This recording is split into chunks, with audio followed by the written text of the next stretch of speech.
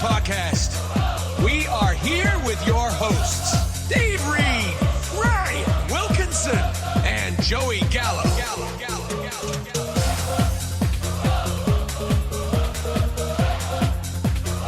We are back. Welcome to the NSFW Dynasty Podcast. It's been a minute. How you guys doing? Doing good. A little 6-month hiatus, but we're back and ready to talk some football. Yeah, this will be a fun one.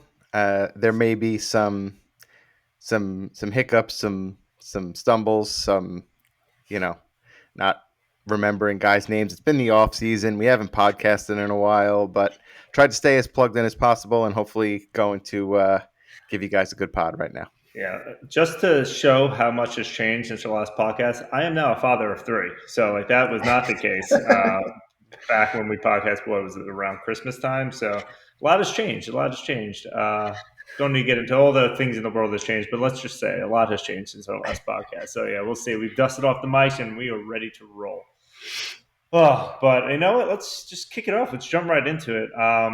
So one thing I've been reading Reddit, so I know it's the off season and there isn't a lot to do, but I can't not keep going on Reddit trying to find content. And what I've been starting to realize is that there's been a growing sense of having a lot more tight end premium leagues in Dynasty. And I get that, like now Superflex is kind of the standard. First, like maybe 10 years ago, it was always one QB, but tight end premium in Superflex, it all makes having more players more valuable in the universe, and that makes trades more fun. It makes more players you can start in the roster universe. So with tight end premium growing, I'm very interested to see how that kind of changes maybe your guys' strategy. And just for the listeners, anyone who isn't positive how tight end premium works, tight end premium gives you more points per reception for the tight end position. So for us in our league, we're a half point per reception, and for wide receivers and running backs, they all get a half point every time they catch a ball. But tight ends actually get a full point. So they get, instead of just a half point, they get an extra half point on top of that to 1. Some leagues boost it even further. They may give a full extra 1 point, so it could be 1.5 point per reception. But the whole concept is tight ends were kind of an afterthought before. Now it really boosts up or make them a lot more valuable. You can flex them now. But there's some certain tight ends that really get a massive boost because of this premium for the position. So, Joe and Rye, what do you guys think? How does this change your strategy in either a startup draft or when you're making trades? Yeah, so I think I could talk about this from a few different angles, and Joe is great to have on here because we just made a huge trade for a tight end. So I'll say when we did the startup draft 2 years ago, it was my first time doing Superflex, Dynasty, and tight end premium. So I did not place any additional value on the tight end spot at the time. I figured it was like redraft where it was just one roster spot. You plug a guy in, a couple guys will have a top tight end. You just grab someone and put them in. And we didn't draft a tight end until round 13, I think. Mike Gesicki, if I remember correctly. But I feel like it did hurt our team, and we've made the playoffs both years. We've been one of the top teams, but I feel like a solid tight end would have put us over the top had we focused on it in the startup draft. So, we had a lot of weeks where we'd have 3-4 weeks in a row where we're just praying for 5 points from our tight end because we didn't draft one. So I feel like that point per reception does make them valuable and can make quite a difference. So if I could do it over again, I would definitely prioritize a tight end over some mid-weight range wide receivers. I feel like there's a lot of mid-range guys that you can get. Some are going to hit, some are going to miss, but having a solid tight end really can boost your team. So I do think it makes quite a bit of a difference now and probably would place more value on it. So for me, I think that beyond the first probably or the top probably 2 guys, I think that I try to maybe fall somewhere in between the 2 mentalities that you guys took, which is, like waiting until around 13 and then, like securing one of the top guys. Like I obviously was willing to part with one of the top guys in that move that we made in exchange for a quarterback, which I think is a slightly more valuable position, even in spite of the premium. But I guess my thinking is the tight end position is so volatile to begin with. And a lot of these guys beyond the top 2 or 3 are so unreliable when it comes to weekly production that even if you have a guy like, last year, maybe someone like Mark Andrews or David Njoku, like they are giving you good numbers some weeks and they're not giving you, kind of like duds other weeks. So in my head, I want to have somebody who is going to get something in the 4 to 6 reception range a game if possible, right? Like try to secure, like you said, a nice like 5 point baseline. And then anything above that is gravy. If we get like a touchdown, if you get like 50 or 60 yards, great, right? Like you're not going to get killed on the position if you are setting a nice like 5 to 10 point baseline, as long as you're not facing Bowers or McBride. And frankly, only 2 people in the league are going to have Bowers or McBride or Kittle, I guess, right? So the 3 of them this year, I'll put Kittle with them. So in my estimation, and we'll see, like I've had McBride in retrospect after moving him. I'm happy with the move, even though he is a true game changer at the position in a PPR because he gets an absurd amount of target volume. But yeah, I mean, like I think my personal take is I probably still value. I would probably, between the 3 of us, my sense is that I would probably be willing to take more wide receivers early in a startup before getting to those top tight ends than relative to you guys. And I guess we'll do that exercise and we'll see. But Yeah, we'll do that in a second. yeah. I'll probably.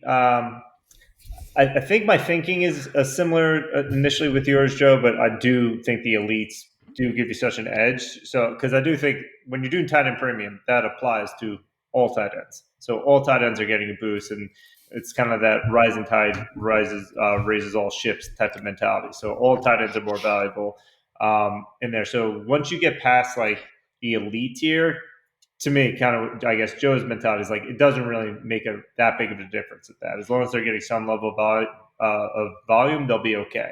So I'm not going to pay up once you get past like tight end, I don't know, 5 or 6. But I will say the elite guys, I'm someone who recently made a trade for one of the top tight ends too. We'll get to that later in the pod.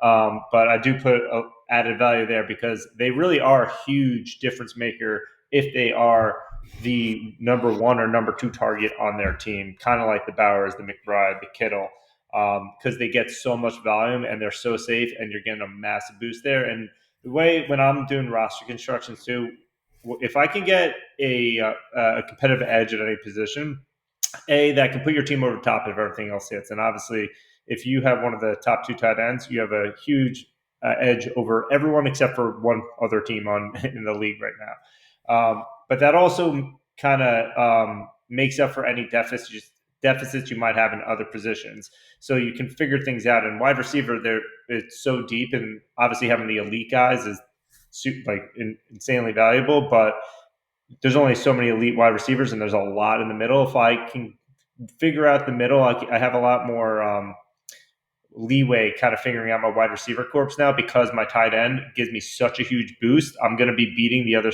teams by so much that if my wide receivers are just average, I'm still probably going to win that week. So that's kind of where I'm leveling out there. But again, I only put the added value on the elite tight ends.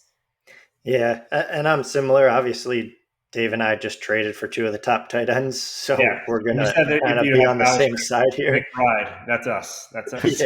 Yeah. So we're a little biased, but yeah, I just feel like it gives you such an advantage to have that guy in that position has a chance to outscore the other team by 10, 15 points every week if they really don't have a tight end. Whereas those mid-range wide receivers, everyone's mid-range wide receivers are going to go off some weeks and not others. So it's like not as big of a competitive advantage, but obviously we'll see how it plays out this year because Dave and I just got him. So yeah.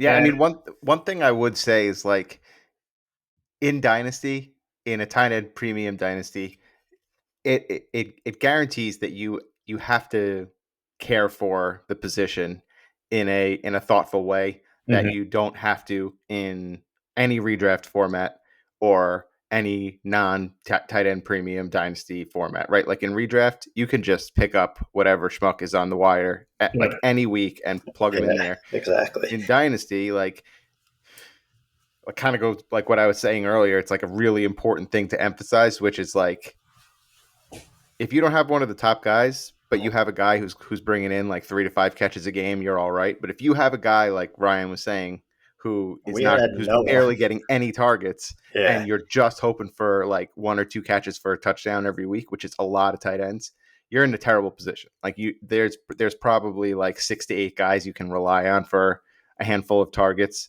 a week at the tight end position, and like you got to make sure you get one of them. So I think that is probably like an important thing to caveat with my mentality, which is like, you can't just punt the position entirely.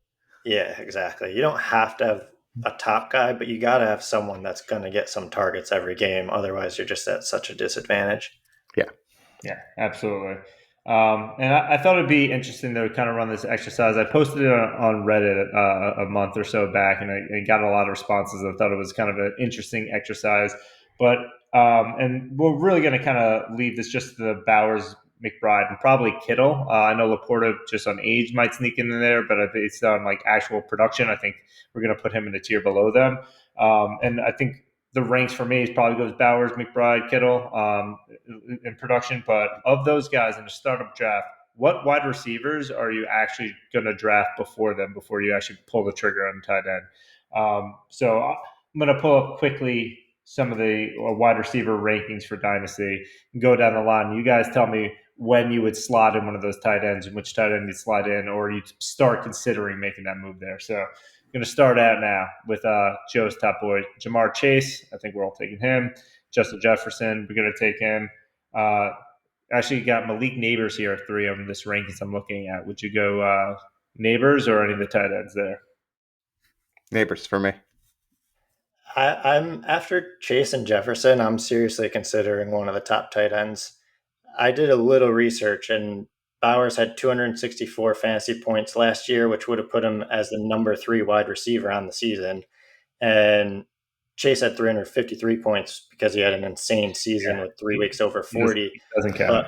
But McBride had 249, which would have made him wide receiver 4. So I feel like they're right up there. Like you got the Chase, the Jeffersons, maybe like a Lamb or a Neighbors, but I'm starting to consider them right around there. Yeah, I mean, I personally have Lamb at wide receiver 3 in my rank, so I would go definitely Lamb, Jefferson, Chase first. I'm a Giants fan. I would start looking at Bowers and McBride, but I don't think I'd pull the trigger on them over Neighbors yet. But in my queue, I would start popping those guys at that point. What about Puka Nacua or Brian Thomas Jr. or Amon-Ra? I personally would probably take one of the tight ends. Bowers would be in play for me versus those guys. I still think St. Brown I would take. I think that might be the break for me. After Amon-Ra, I would probably take Bowers, but I would rather have Nacua, Thomas, Nico Collins. That's probably where, and then another break right there where then I would insert Trey McBride.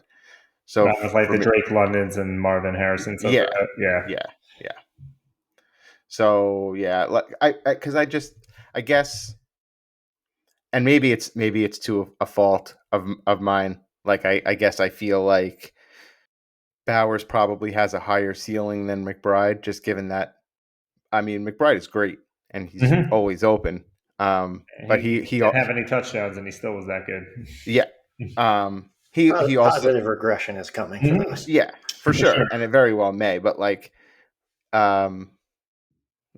yeah, I don't know. I just don't know if like the ideal state for that offense is for him to be getting 13 or whatever targets a game. Marvin Harrison kind of had a weird season. So I don't know. I also think like if, in my estimation, like part of the reason why I was okay trading him was because in my head I was like, well, this is probably like the highest he'll ever produce in his career. And I very, very easily could be wrong. But that's just kind of like my logic in choosing to take those 2 or 3 receivers over him. Yeah, I would probably still go Nakua and maybe Brian Thomas. Nico, I'm iffy on. I have some reservations about the Texans offense. I don't like. I know people like CJ Stroud being a sell candidate is kind of like the trendy thing to do, but just in general, he had like arm soreness and like the line kind of stinks, and I'm feeling like that kind of organization kind of stinks. So that's the only reason why I might go Bowers over Nico there. But Brian Thompson and Puka probably do, but Amon-Ra is I think around when I would probably maybe pull Bowers over Amon-Ra there. I will say it's interesting that even Joe, like all three of us, have these tight ends that high, because I looked back at our startup draft and only 2 tight ends went in the first 3 rounds of the whole draft. Like wide receivers like Cooper Kupp and Devontae Smith were going before the second and third tight end. So it's like I feel like there's been a lot of really good young tight ends, and I feel like that's kind of changed people's thinking as well. Because clearly 2 years ago, we didn't draft the way that we're talking right now. Also, the youth on these sides of these tight ends is what helping, because like Bowers wasn't in the league when we did that draft, and McBride was a horrendous rookie season. He didn't start picking up until midway through his sophomore season. And in terms but I mean that even just like to like aggregate the 2 points that you guys are just making there, like the age of tight ends, it used to take them like a couple of years to hit. We used to say like rookie tight ends, they just like, you sit them on the bench for a year or two, and it's been like a change over the last 2 or 3 years where these guys are coming out and they're like good right away. Totally like shift in dynamic and how it used to be. But tight ends also can play like into their mid 30s. Like most tight ends, like their life cycles goes that far into like at least the early 30s. So like you're getting like a good 10 years out of their wide receivers. They start hitting a cliff around like age 28 to 30 range. That maybe when you start seeing go down when they get to like 31, even the elites, we've been seeing it with a couple of guys this past year, 31, 32. They'll drop off. Tight ends are still going to be good at like 31, 32. So you do get a nice longevity with the position as well. They're just bigger. Tight ends' bodies are just like bigger and stronger, and I think that might be part of it. They're just like the biggest freak of nature athletes, I feel like, on the field. Yeah. Except Bowers doesn't look like it. But that was a fun exercise. Kittle probably goes down a bit just on age, but I think we could all admit if you have Kittle on your roster, you feel really good about it. Yeah.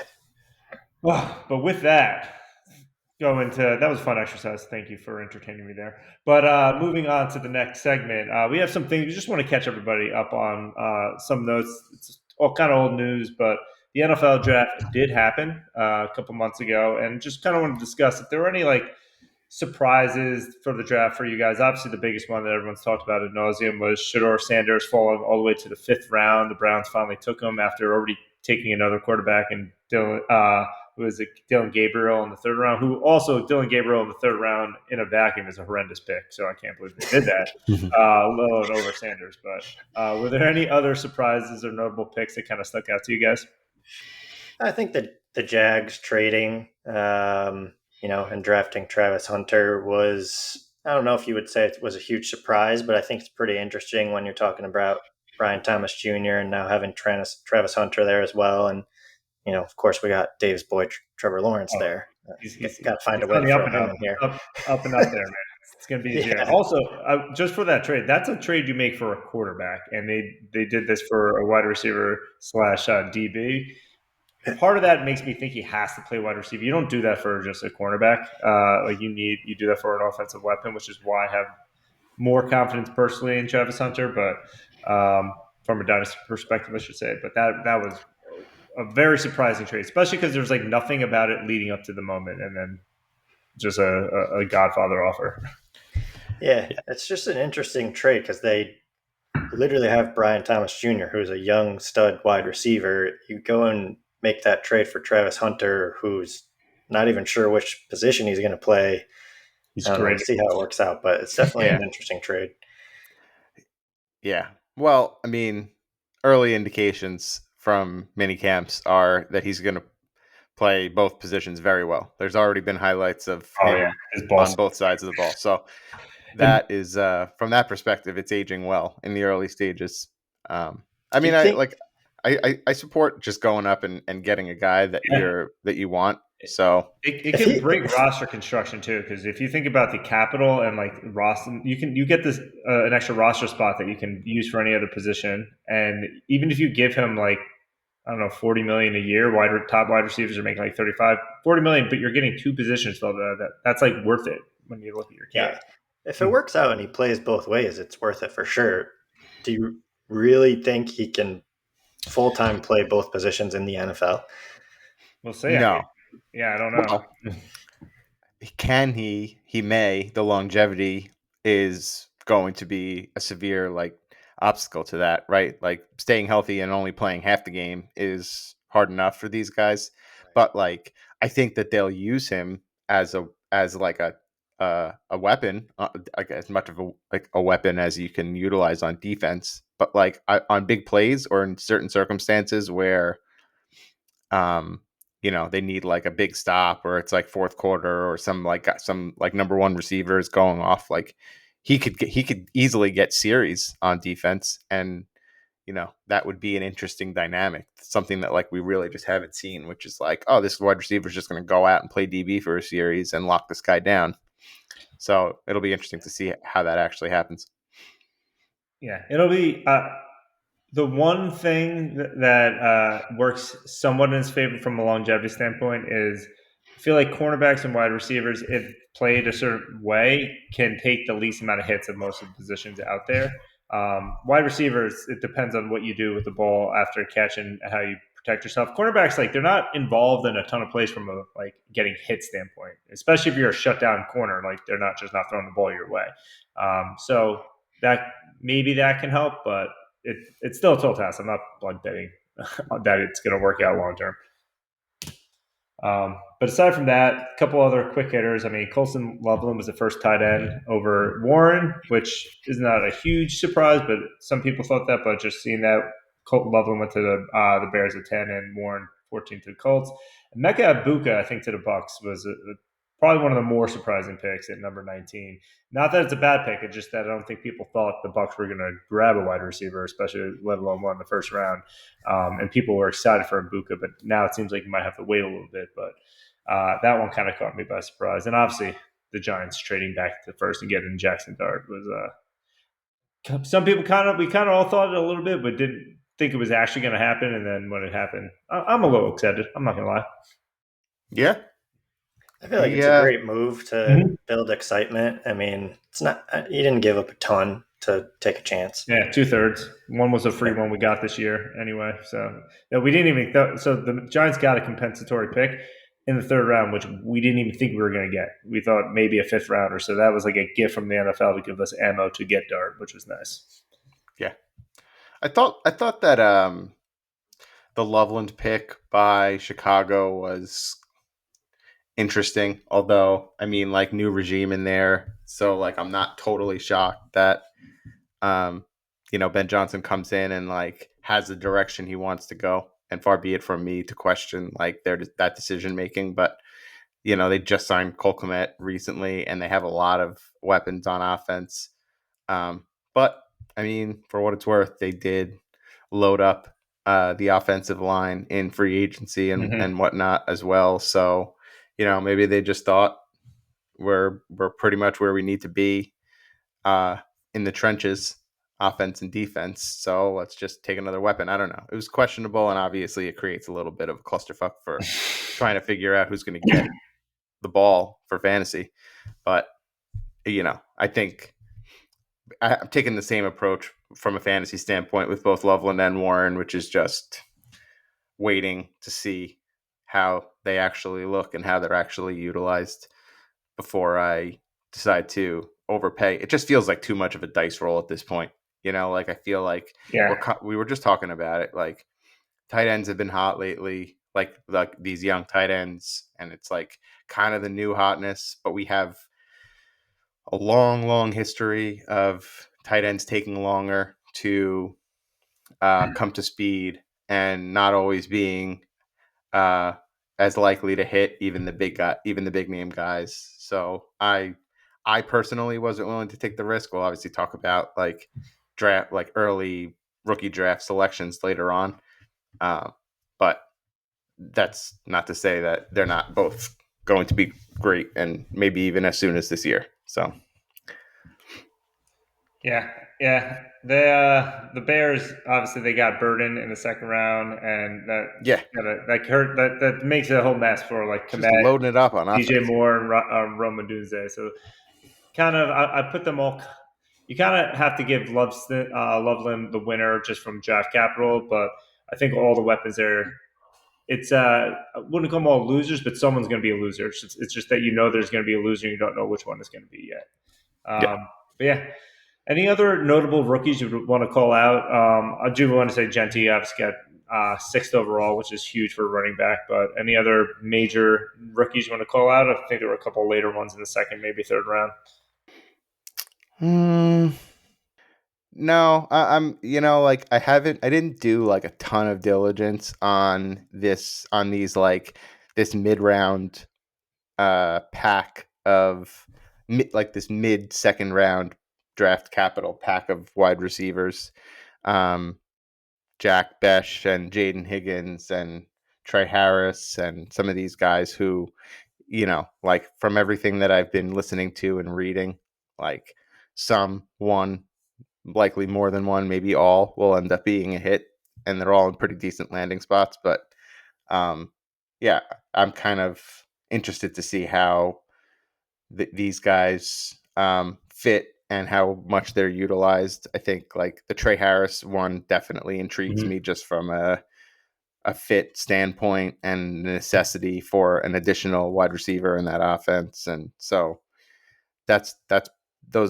it was nice to see, from a dynasty standpoint, gave us a lot of nice options for mid to late, late first round, early second round, mid second round, high draft capital wide receivers to roll the dice on. Yeah, Higgins is like a size speed freak that gets paired up with another size speed freak in Nico Collins, so that could be a dangerous combo over there. I know Omar and Hampton actually getting the first round draft capital was starting to get buzzed late, right before the draft, and it actually come through is pretty big. I should obviously mention Cam Ward going one overall to tight ends. RG Harvey a little bit earlier than I think most people predicted to a pretty decent landing spot that just got downgraded a bit because of the J.K. Dobbins news, but still I think he has pretty good value there. And Tyler Shuck, right? Second round pick. I don't think many people expected that to the Saints again because of the Sanders fall, but I thought that was an interesting spot. Yeah, but with that, I wonder if in retrospect they actually like Chuck better than Sanders.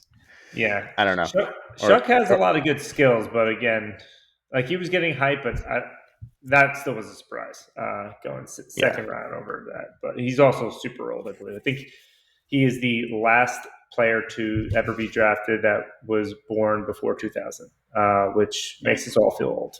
Every player will be 2000. Their birthday's 2000 or later. Crazy. I know. Well, talking about old guys, with the draft, there's obviously some veteran winners and losers. What were there any veteran winners or losers you guys want to call out here who survived the draft? I think Caleb Williams, we were just talking about that situation a little bit. I mean, he's got everything he could possibly need to succeed at this point. So I think he's a winner in terms of the team is really just investing in everyone around him, and he should hopefully be able to succeed. And then we mentioned Trevor Lawrence already, but I think getting Travis Hunter on your team is pretty cool and should hopefully upgrade him. And Brian Thomas Jr., I feel like it also should help him a little bit since he'll have someone on the other side to take some of the defense. So I think those guys won for sure.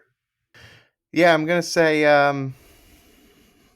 my boy Chase Brown, I would say, is definitely one that I was texting several people I have shares of him in different leagues and just spent a lot of time like debating trying to acquire him even in our league at the deadline last year. And a lot of the reservation was not knowing if they were going to add somebody either in free agency or in the draft. So the fact that I think they did draft a running back, but it was in maybe the 5th round. So fourth round, Taj fifth round. Brooks or something like that.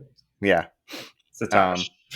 So it does seem like there's going to be the full opportunity for Chase Brown to continue to dominate this year. So that was exciting for me. And yeah, and I mean, I guess I'll throw Trevor Lawrence in there, right? Just because he's been pretty maligned over the years with his own shortcomings, but also not having the best weapons. But We got to tone it down, Joe. Dave's getting way too excited over there. I also just want to note for all listeners, I'm not the one talking about Trevor Lawrence at all. It's my my co-hosts. No, but I mean, it's hard to look at him not as a winner coming out of this draft, just because. Well, I also say this: he needs to succeed this year, otherwise, I feel like his future's not looking great. If you can't succeed with Thomas and Hunter, then he already signed his contract, so he'll be okay. But no, I mean, I'm hopeful. Just hopefully the old line holds up for him too.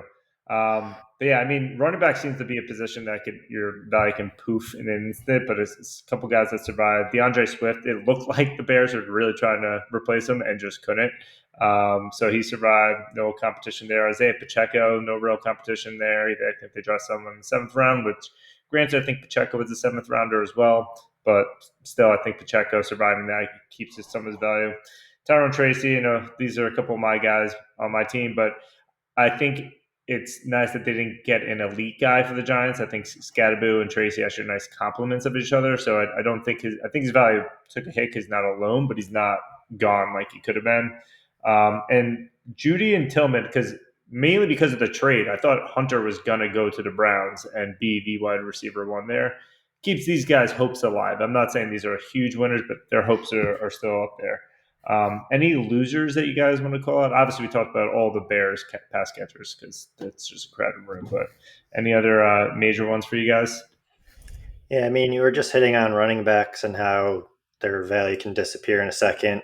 We have Ramondre Stevenson, and I feel like he was definitely a huge loser when they drafted Henderson. So it's one of those situations where you just hope that he can stay involved, but there's a chance that by the end of the year he's just completely replaced when they put that type of draft capital into another running back. So I feel like he's a pretty big loser. And then Sam Darnold, I don't see him having the same year as he had last year anyways, but now there's even more pressure on him. So probably not an ideal draft for him either. Yeah, I definitely have my concerns about Sam Darnold, to be honest. And it seems like the team probably shares a little bit of that concern, drafting a high draft capital quarterback. And for me, the whole rest of the Bears skill players, I would say is probably the main one just from a predictability standpoint. But I guess we'll see. I mean, maybe that offense will just dominate this year and all those guys can all eat. But it's tough to I guess two guys I'll speak to quickly. One, Jaylen Warren, who's on my team. I feel like he wasn't that guy anyway. If we're just being honest, I wasn't expecting him to carry the whole load. And he assuredly won't now with the addition of Caleb Johnson. But, still just addition of Caleb takes a little bit away from Jalen's value.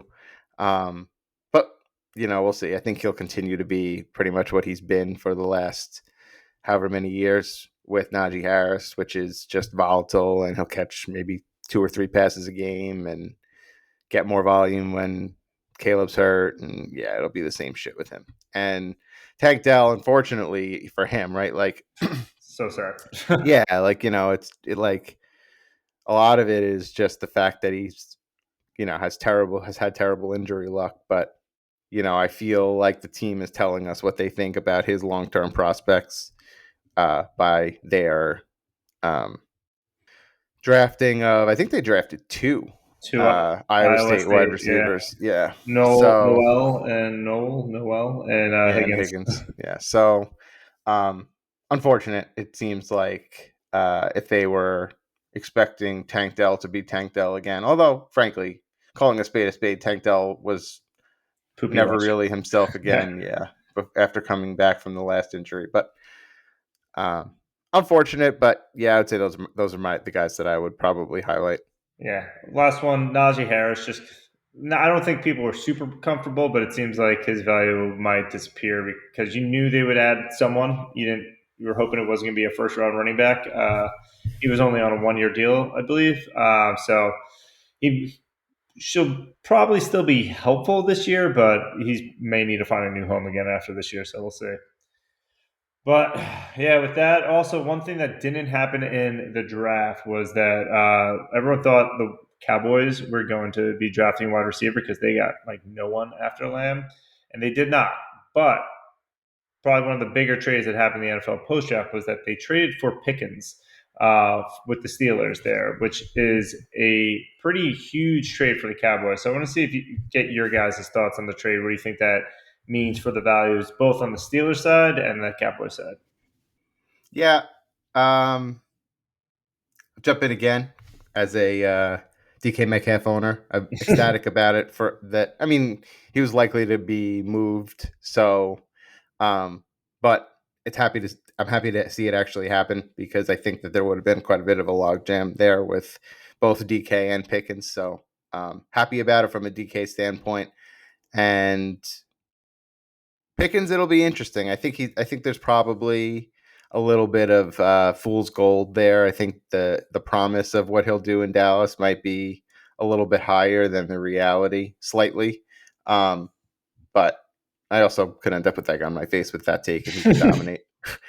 I know there's a lot of metrics out there about, like the types of routes that he runs and the types of routes that Dak is best with. And, it all kind of like aligns with the same shit that CD is best at. And, obviously CD has been dominating. So he could honestly be great.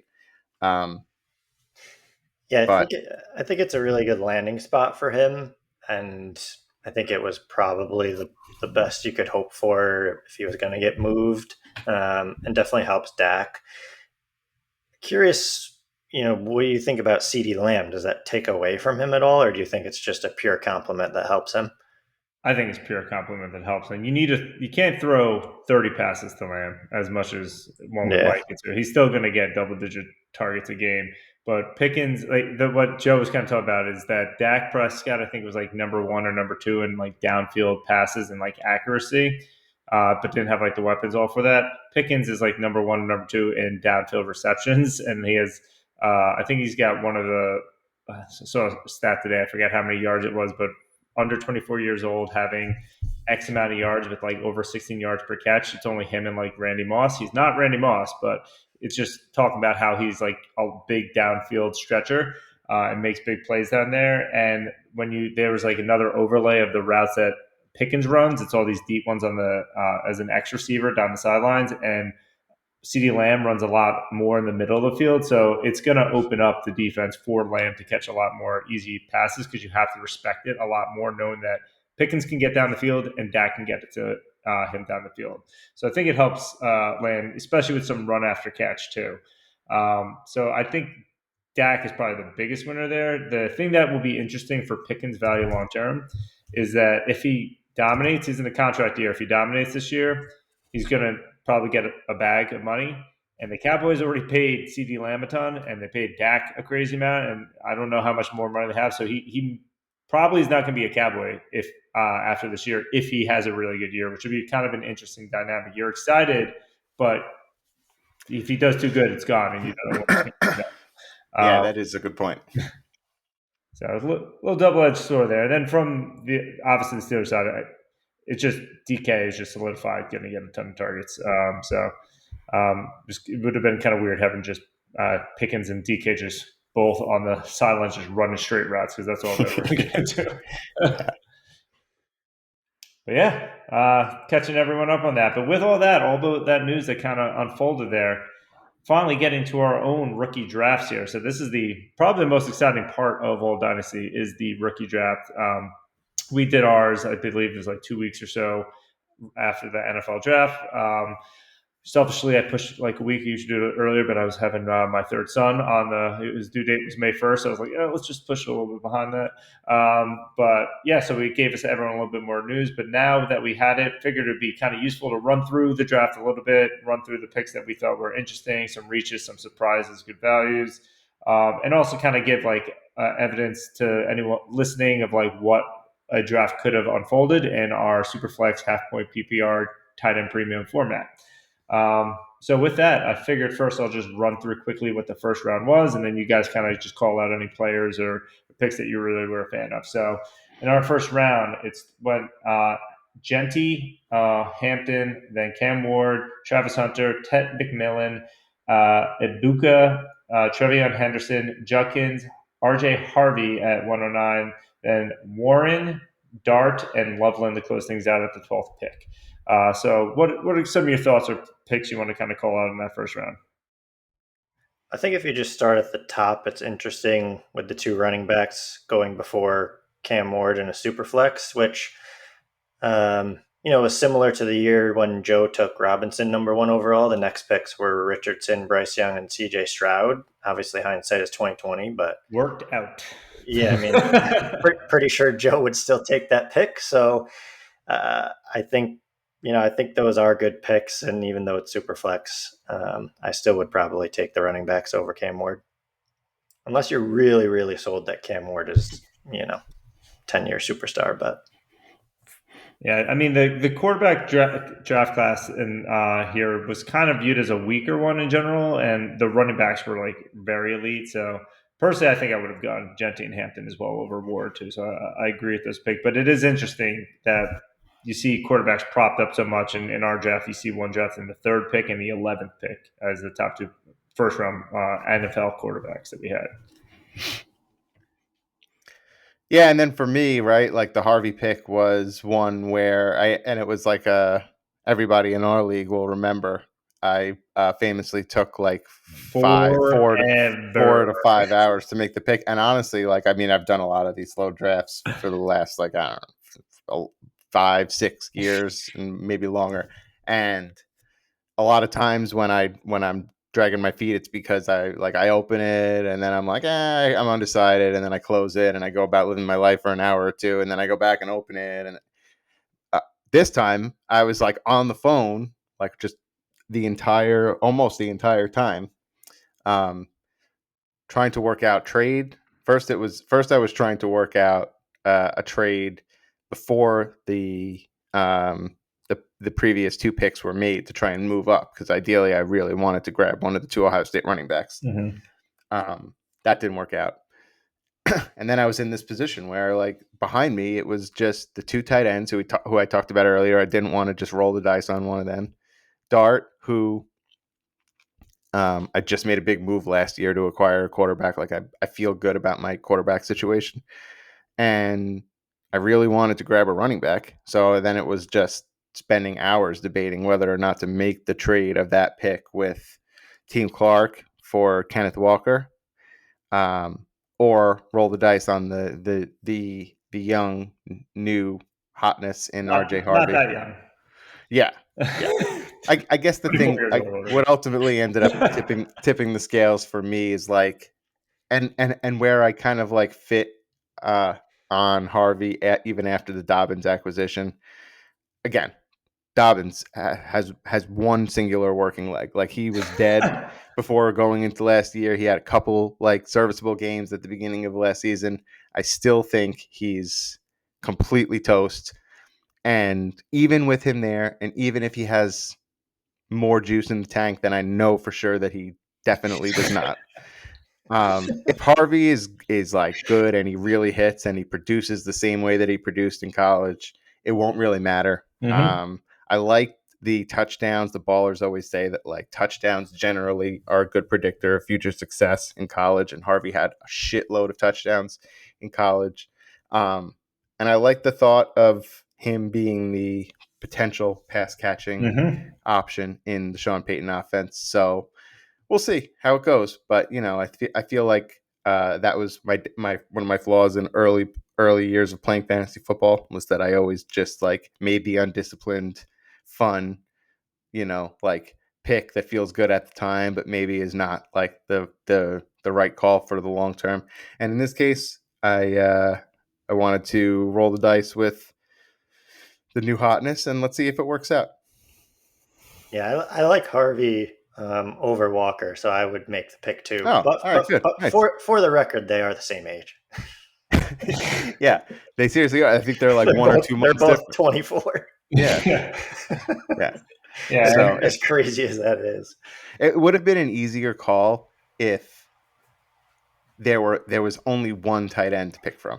Like if it was only Tyler Warren or if it was only Colson Loveland, and maybe if Cole Kmet didn't fucking exist, like I just if there was only one tight end, I probably would have taken him. But just the thought of like having to choose between those two, and that's basically a coin flip. And also, I frankly need running back help on my team more than anything. So, and to your point with the pass catcher, I mean, last year Javonte Williams, who stinks, couldn't do anything last year. He had 70 targets for 52 receptions in Sean Payton's offense, and he's not nearly as explosive or the pass catcher that RJ Harvey at least projects to be. And obviously receptions are always worth more than a rush. So even if they're compliments, I think you're still going to get a lot of value out of Harvey. The only thing is that you were hoping to have a bigger workload, and it seems like it's not as guaranteed. It's not that it can't still happen because Dobbins is hurt, he's come back. It's just that there seems to be another hurdle in the way. So that's the only thing that can kind of dampen the excitement there. One question I had for you though, Joe, because was another running back. Obviously, you have Warren. Caleb Johnson was also on the board there, but getting two Steelers probably doesn't make sense. But if you didn't have Warren, would you have gone Caleb there?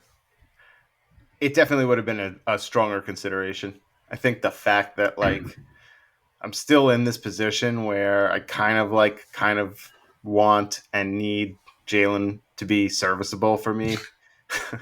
I just have like such poor running back depth that like if there's an injury or anything, like Jalen Warren's going right in. Yeah, and he might be going in anyway. Yeah, and so I just like I'm not. I wasn't crazy about the idea of adding two Steelers running backs, and also I have DK. Like, so I will say this: if Jalen Warren wasn't on my team, and if the Ken Walker trade wasn't a possibility, then Caleb probably would have been the pick. Yeah, because I was not going with one of the tight ends. I also think he's 20 or so as well. He's like significantly younger than when he finishes his rookie contract. He will still be younger than RG Harvey, I think. I'm not joking. But I mean, I probably would, especially now here and have post draft. I'd probably have risen on Caleb a bit more, even though he was a full round after RJ Harvey. He was drafted in the third round in the NFL draft. I like the spot. He seems like a good fit for that offense, and he already wears those colors coming from Iowa. And that's a nice segue because he was the first pick of the second round, which I thought was a pretty good value there.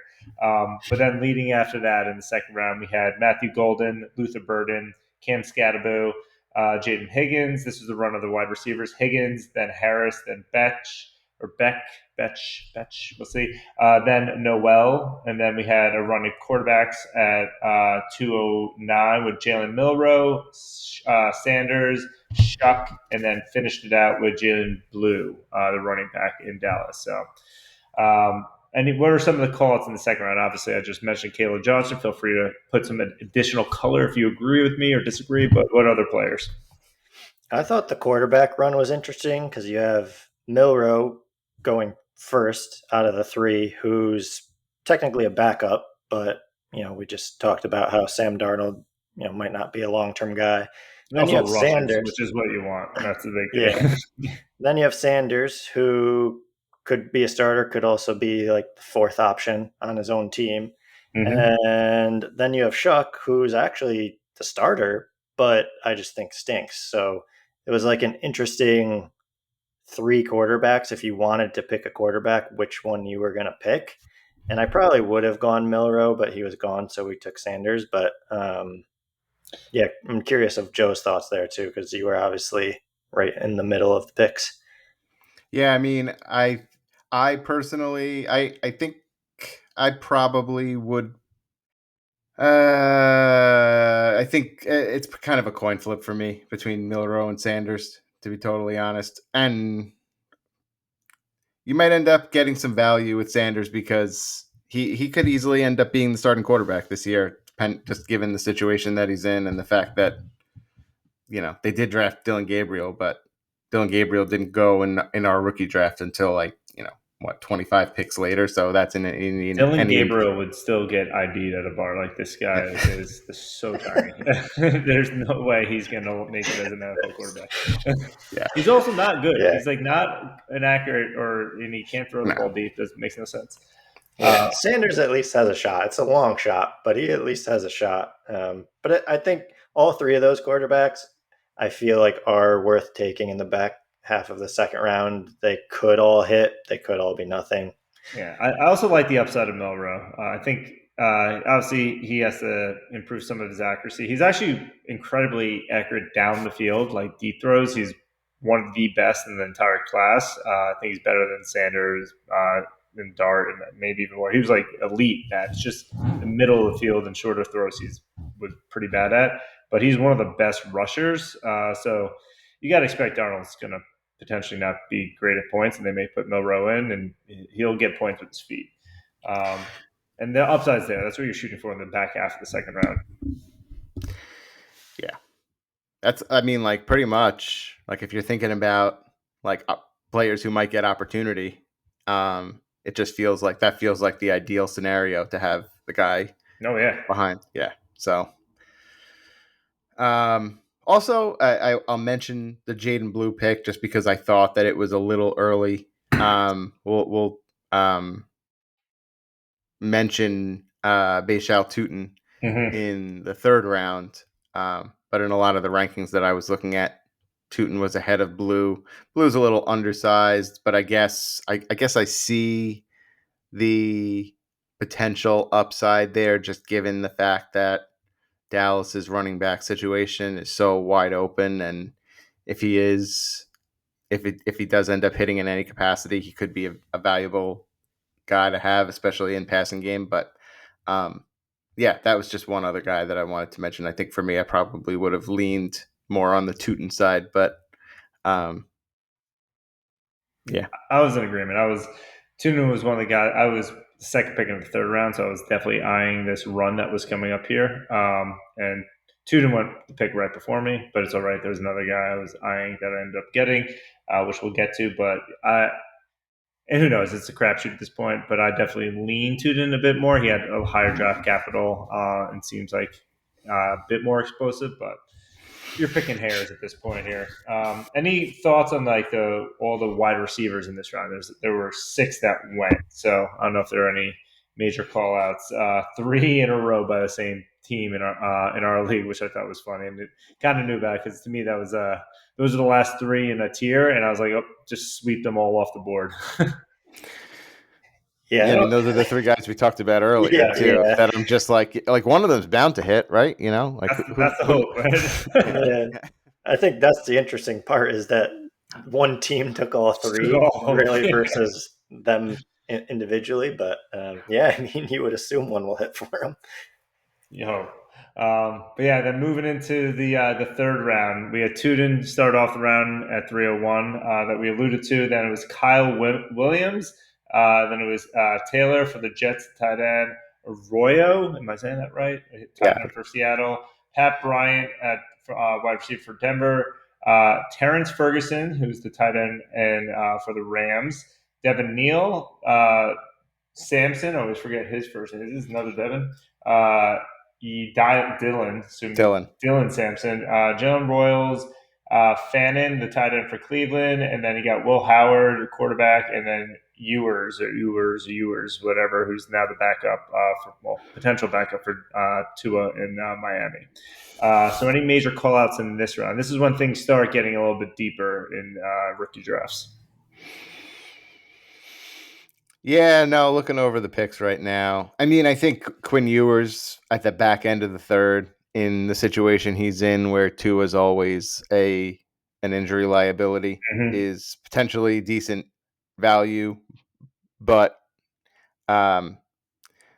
he also might stink. My money is on him actually being terrible. So, I haven't. I'm not a huge fan, but he might be on the field. So Yeah, that I mean, he's behind Zach Wilson as a backup, so yeah, That's Zach right. Wilson stinks too. So yeah. I feel like that actually was a solid pick. That's who I was going to say.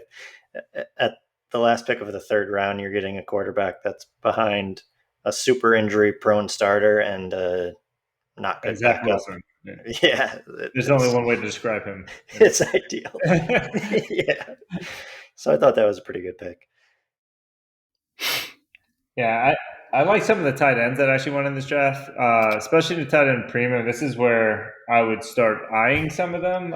Taylor obviously seems like he's going to get a ton of playing time immediately and potentially the second, maybe third passing target if you include Brees Hall, but with Garrett Wilson there. I like Ferguson a lot, actually, as well for the Rams. That tight end there seems like McVay. It's a McVay guy, and he's very excited about him. He was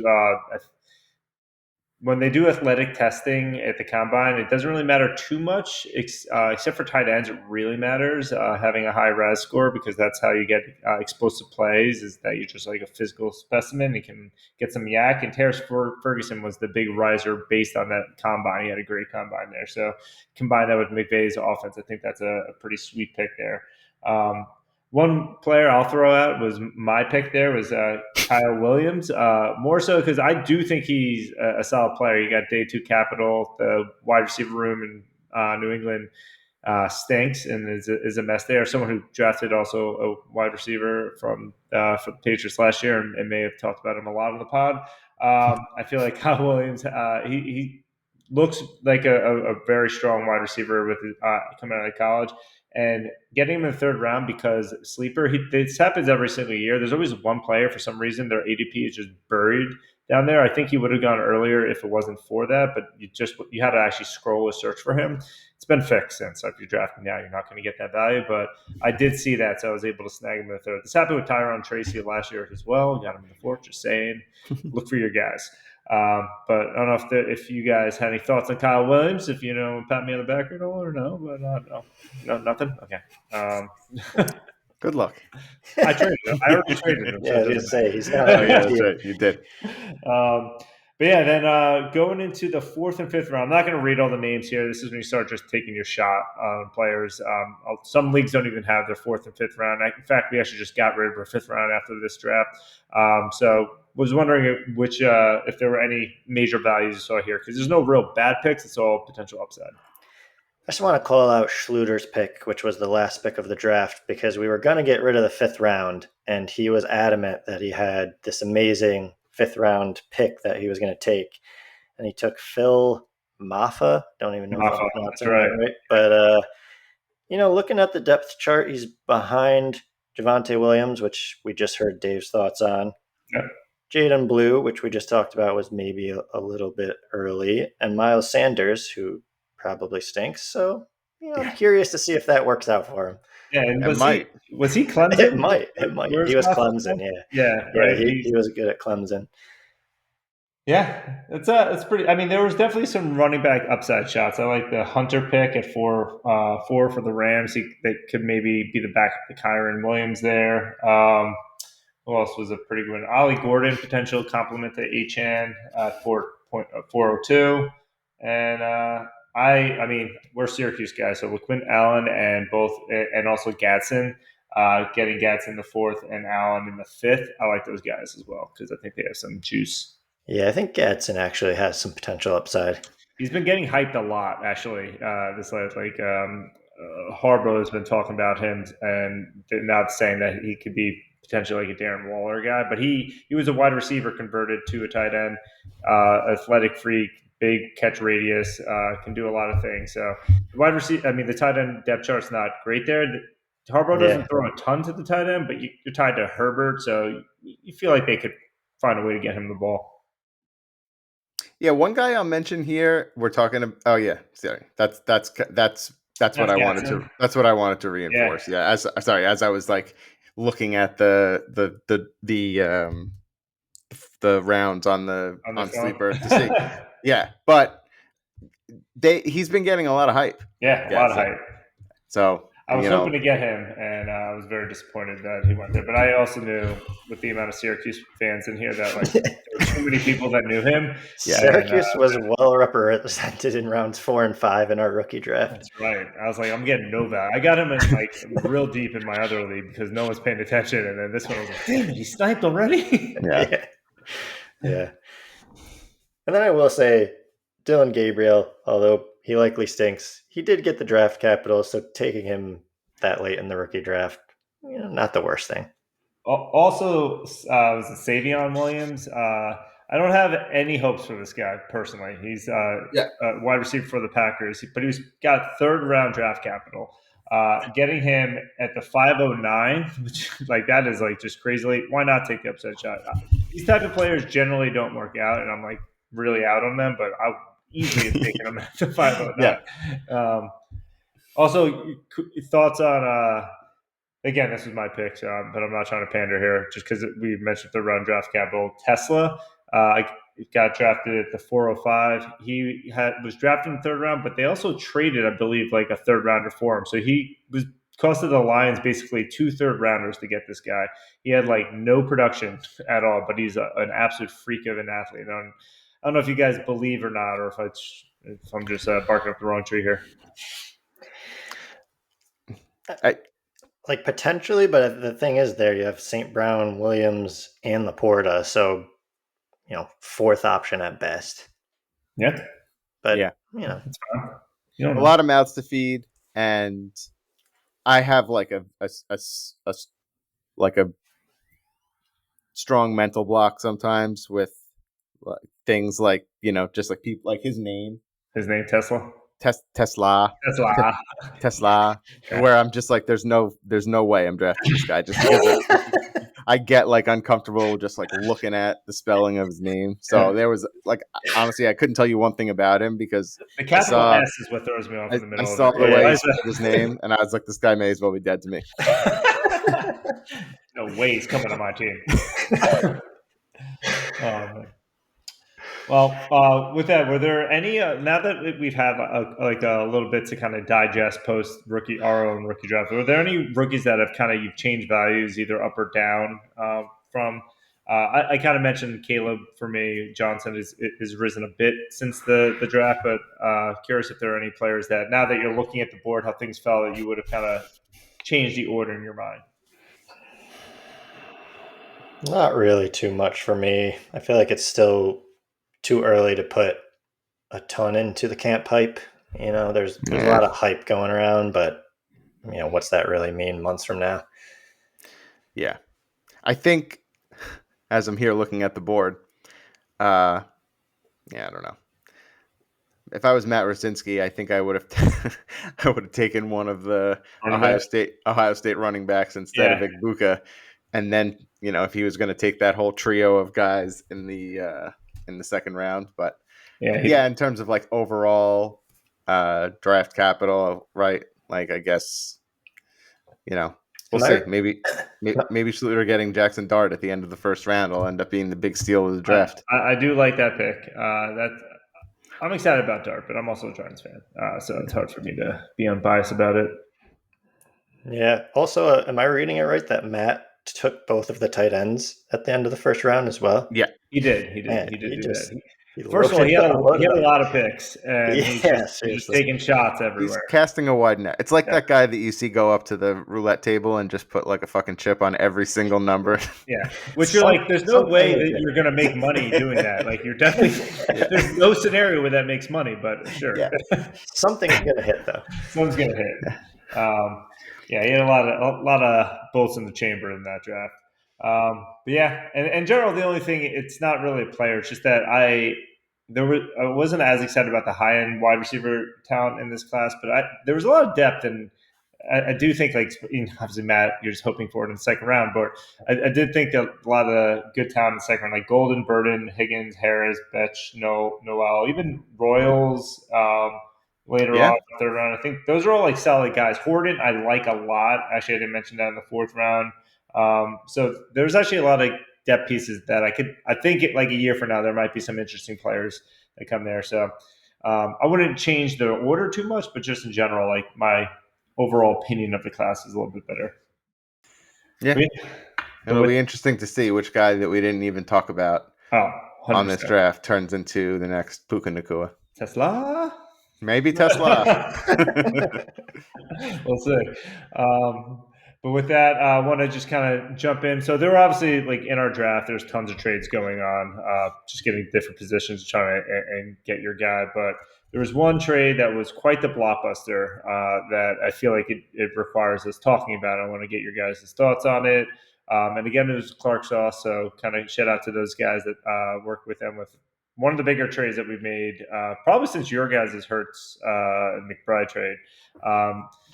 Lot similar kind of concept there, but the trade was I get traded away CeeDee Lamb, TJ Hawkinson, Anthony Richardson, Kyle Williams, and a 2026 second round pick. And they traded me Brock Bowers, Jerry Jeudy, and Caleb Williams. So a lot going on there, a lot of big names, a lot of star power. I was, again, tight end premium, but want to get your guys' thoughts on both sides of that trade there. Yeah, I mean, this was obviously a huge trade. Definitely interesting. I've gone a little back and forth. I would prefer your side, Dave. I would rather have Bowers, Jeudy, and Caleb Williams. I do think Williams can still be that guy. Brock Bowers, obviously, we've talked about today, is the number one tight end. And Jeudy has definitely potential. On the other side, CeeDee Lamb, obviously superstar. I do think Hawkinson could have a resurgence if JJ McCarthy is good. So I could see him being more valuable than he is right now. But Anthony Richardson, I'm just completely out on. And I mean, you were just hyping up Kyle Williams, but I wouldn't say I'm there yet. So I would take your side of the trade, but I think it was a huge trade. And I would say it was decently fair and kind of just depends on a few small things on which side's going to win. Yeah, the big question really in this whole deal is what does Caleb Williams become? Mm-hmm. And, because I think that it's probably if you do the, choose your own adventure where Caleb just has a lot of seasons like his rookie season and he doesn't really take the next step, then Clark Sauce wins the trade for sure, because I really do obviously Lamb is a huge value. We talked earlier about how I'd probably rather draft Lamb than Bowers in a startup right now. And, Hawkinson, right? Hawkinson's still a good player, but again, question marks there too, right? For Hawkinson's value to be anything right now, he needs McCarthy to be something, and he also is the third option at best in that offense, in the pecking order at least. So I think that tons of questions. Bowers and Lamb are the main kind of sure things, and we talked about them earlier. They're very similar / interchangeable in terms of where they're going in startups right now. So, I understand and I support the move from each side, and it will be really interesting to see how it plays out. And it'll be fun to see Dave sweating and riding and dying by another one of these first overall quarterbacks that may or may not ever pan out. We will see. Yeah, I mean, I'm just happy I'm off the Anthony Richardson ride. That seems to be the best part of it. That definitely did not pan out. No, I think it's a huge trade, and I think, Joe, I texted you the day before it went down because it took a little while to finally get accepted. That I had a trade that was completely franchise altering direction for me. I like the Bowers and my wide receivers I'm deep at, but obviously I don't have an elite guy now that Lamb's gone. But I also need an upgraded quarterback, and I knew Lamb was going to be the thing that could get the conversations going there. But I'm not also trading Lamb for Caleb. That's insane to me.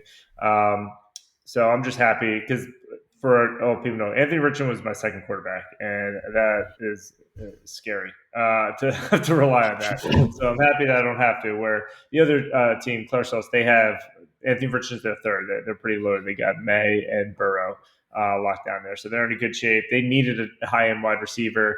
That's something they've been looking for a while. They finally got it. They're actually looking like one of the stronger teams for the title this year, so I think it helped them out a lot as well. So I think it worked for both teams based on where they were and what they were trying to get done. Makes me nervous, though.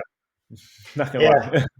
I was going to say that I do think it works for Clark Sauce, and I am scared of their team this year. I do think they could be one of the top teams, so it could work for both of you. I think it goes back to that conversation we had at the start of, are you taking Lamb or Bowers first, and does that tight end premium matter to you? And like we talked about, Dave and I are about to find out, so we'll see. We shall see. Sorry, Travis Hunter is going to be elite.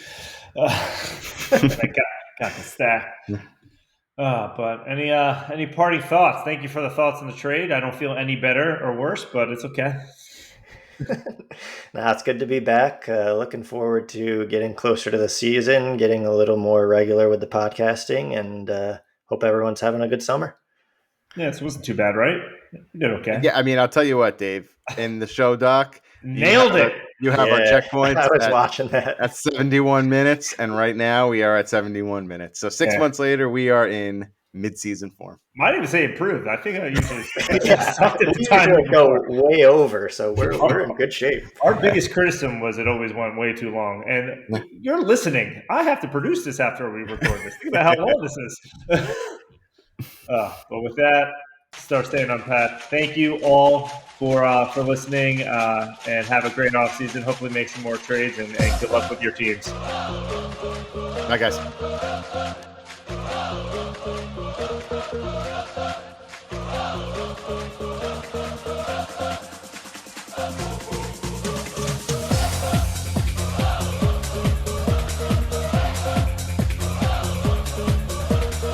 Thank you for listening to another episode of the NSFW Dynasty Podcast.